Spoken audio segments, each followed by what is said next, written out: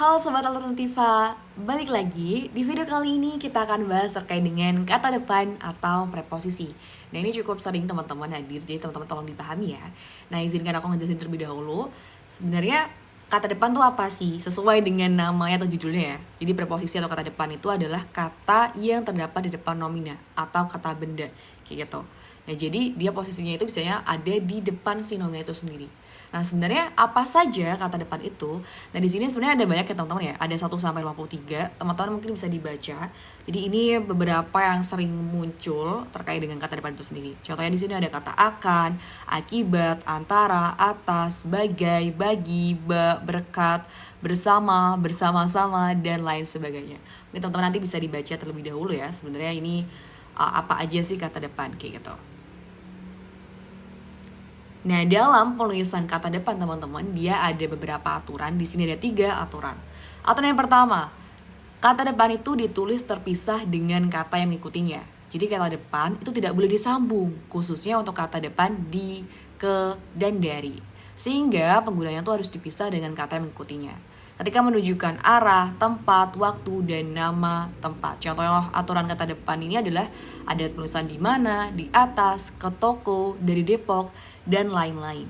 Nah teman-teman, aku mau ngasih tips bagaimana kalian untuk membedakan kata di terutama ya, karena ini sering juga yang keluar kata di kapan dia digabung dan kapan dia dipisah. Jadi untuk penulisan kata di teman-teman, ketika dia nanti bertemu dengan kata kerja atau verba, dia akan digabung kayak gitu. Jadi ketika dia ketemu dengan kelas kata kerja gitu kan, dengan kata yang mengikutinya ya, dia kelas katanya itu ada berupa kata kerja, maka dia akan digabung.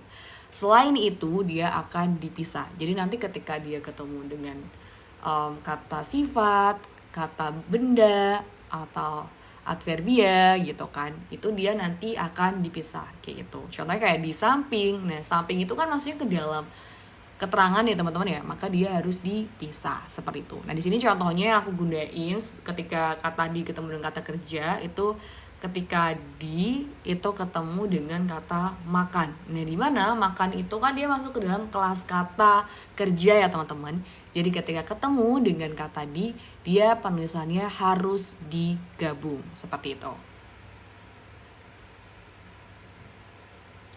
Oke, untuk aturan yang kedua, jadi kata depan itu tidak dapat dipisah pada kata depan yang sudah lazim. Aturan pemisahan kata ini dikecualikan untuk kata depan yang sudah lazim, ya, atau udah dinormalisasikan lah. Contohnya di sini ada kepada dan daripada, kayak gitu. Jadi seharusnya kan dia dipisah, tapi karena sudah dinormalisasikan dalam penggunaannya, dia makanya digabung. Aturan yang ketiga, kata depan yang digunakan pada judul. Ketika kata yang digunakan pada judul, maka penulisannya itu dia akan menggunakan huruf kecil teman-teman. Contohnya di sini ada kenangan di SMA gitu kan. Di itu masuknya ke dalam preposisi atau kata depan. Jadi penggunaannya itu akan kecil. Tetapi ya itu ada pengecualiannya teman-teman. Ketika si kata depan atau preposisinya itu ternyata ada di awal judulnya nih gitu kan, di awal banget si judul tersebut, maka dia akan tetap ditulis menggunakan huruf kapital kayak gitu ya. Ketika dia di awal saja seperti itu.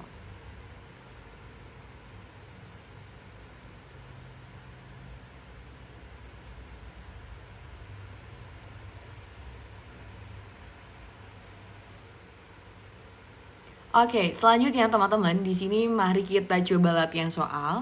Teman-teman sebelumnya bisa di-pause terlebih dahulu videonya dan coba untuk difikirkan secara matang mana jawabannya yang benar, mana yang perlu diperbaiki dan mana yang tidak perlu diperbaiki, seperti itu.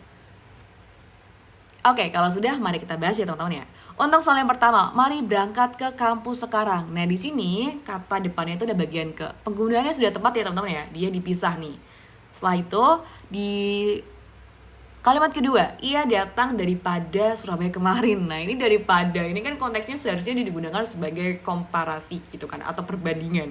Nah seharusnya penulisan yang benar itu di sini harusnya menggunakan kata dari, bukan daripada kayak gitu. Lanjut di soal yang ketiga, mereka ikut terjun di tengah kolam renang itu. Kata di tengah, nah ini tengah ini kan menunjukkan keterangan tempat ya teman-teman ya. Yang tadi aku sempat sampaikan bahwasannya ketika dia ketemu dengan kelas kata selain kata kerja, maka penulisannya harus dipisah kayak gitu. Jadi dia harus pisah ya. Yang keempat, mobil tersebut telah diberikan kepada Pak Anwar. Nah, kepada tadi itu sebagai pengecualian di aturan yang kedua. Jadi penggunaannya itu seharusnya dia digabung karena sudah lazim digunakan oleh penggunaan bahasa Indonesia kayak gitu. Terus soal yang kelima, di mana ruang sidang nanti. Nah, ini sering banget juga keluar ya, di mana itu penulisannya mungkin teman-teman juga lazim menggunakannya. Seharusnya itu dia dipisah ya teman-teman ya, bukan digabung seperti itu.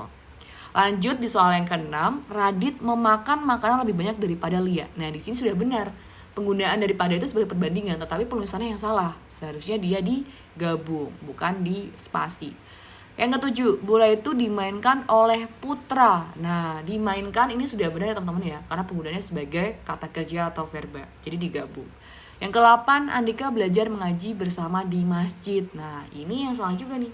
Masjid itu kan masuknya ke dalam nomina atau kata benda. Jadi ketika dengan ketemu si kata di, ya kata depan di, dia itu harus penggunaannya dipisah, bukan digabung kayak gitu.